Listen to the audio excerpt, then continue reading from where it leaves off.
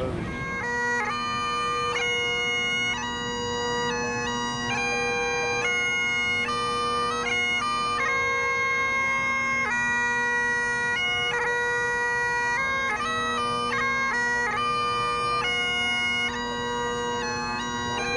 many years in the Army National Guard. Steve is proud of his military service, and most who know him would agree that it has largely shaped the person he is today. In addition to his work in Asatru over the years, he has been a classroom teacher, a corrections officer, and a freelance journalist reporting from global hotspots. Currently, he is employed in a juvenile detention center where he works with troubled youth. Dear people, please give it up for Steve McNallen, all the way from California. But a gift calls for a gift, and first I have a gift to offer as a humble sacrifice for those who have made the larger sacrifice. To Patrick Stewart and all the others who have fallen. And the Valkyries on their steeds ride forth there through some battlefield where men fall fast. Their horses fetlock deep in blood they ride and pick out the bravest warriors from death, and take with them back at night to Valhall to glad the gods and feast in Odin's hall. Steve McNallen, and I have an organization called the Asatru Folk Assembly. Asatru, for those of you who don't really follow such things too closely, is a native European belief that was practiced by our ancestors in ancient times in Central and Northern Europe. You may know it best in its Scandinavian expression during the later Viking Age, but it's really much broader than that and much older than that.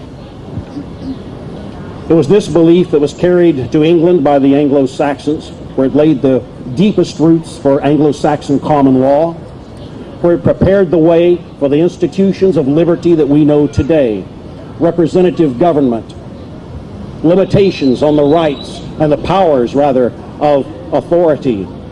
It stood for the rights of freemen, the right to bear arms, and the rights of women. And this heritage today we celebrate in its more modern manifestations of only a couple of hundred years ago in the Declaration of Independence and in the Constitution of the United States.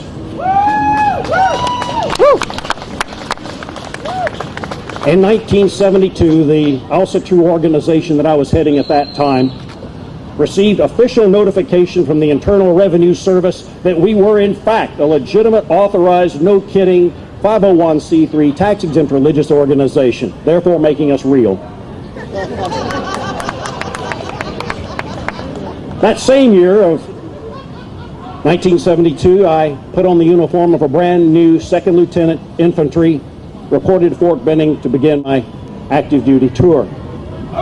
Since that time, I put in a total of 14 years, both active duty and reserve component, National Guard actually, wearing Army green. And it is from these dual sets of credentials, more or less, that I come to you today with a proposition. And that proposition is simply that the symbol of our religion, the hammer of Thor, should be authorized and recognized by the Department of Veterans Affairs for inclusion in the list of symbols that can go on the headstones of our fallen. Yeah. It's important to say perhaps just a little note or two about Thor and his marvelous hammer, just as a reminder of the context of this and why this is important. Thor, of all the northern deities, is the one most associated with strength, with virility, with will to action, and above all, with protection. It is Thor with his hammer that guards the realm of the gods and the realms of us humans against the outside forces that would destroy the order and the freedom and the peace that we have. Because of this very ancient association, Thor's hammer rapidly attained a reputation, an aura, if you will, of holiness, sacrality, of consecration, of protection. Thor's hammer was used to bless the libations poured to the gods and goddesses. Thor's hammer was used to bless the bride at weddings. Thor's hammer was worn around the neck of those who followed the old ways. And about 1,500 years ago, we see the habit emerging of carving representations of Thor's hammer into the massive stone monuments that guarded the graves of our fallen.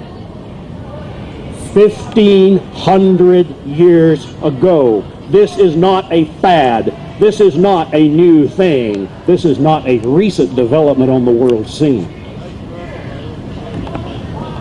And today in California, there is a modest rural cemetery. It sits atop a knoll that is bedecked by oak trees. And beneath those trees there is another monument, not 1,500 years old, but just a few years old. And it too bears the hammer sign. And below that monument lies a Vietnam veteran, paratrooper, recondo, proud, and one of the finest human beings I ever had the honor of knowing.